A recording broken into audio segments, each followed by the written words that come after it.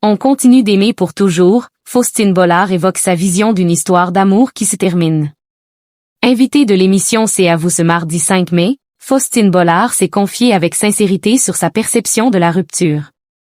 L'animatrice a ainsi livré une réflexion très personnelle sur l'évolution des sentiments à l'issue d'une relation amoureuse.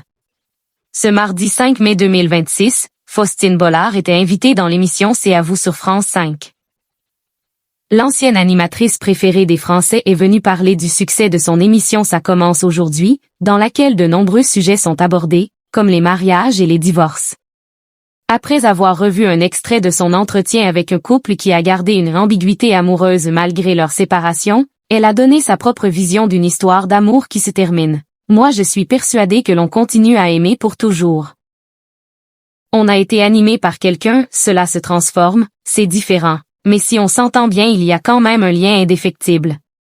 Pour rappel, Faustine Bollard a partagé la vie de l'écrivain Maxime Chatham, le père de ses deux enfants, Abby, né le 18 juillet 2013, et Peter, né le 24 juillet 2015.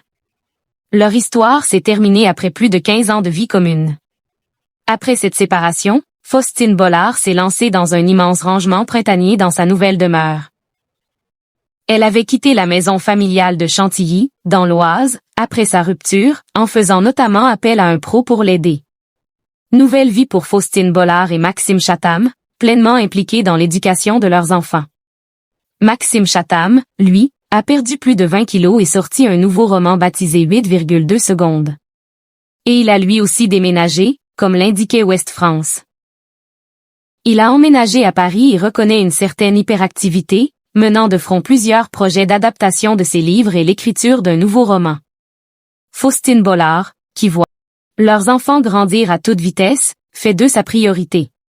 Tout comme leur célèbre père, qui se confiait sur leur éducation lors de son passage sur le plateau des maternelles XXL, on a beau leur donner toutes les clés pour devenir des adultes en espérant épanouis, il va falloir y arriver. Et tout à l'heure, vous parliez de masculinisme.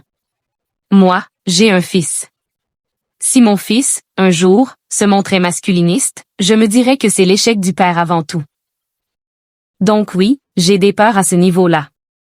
Mais justement, je les encadre, je parle beaucoup, j'essaie de leur donner des clés de compréhension du monde, de ne pas leur dire qu'il faut penser comme ça, parce que c'est ce que moi je pense, mais de leur dire, voilà, je vous donne les clés pour comprendre.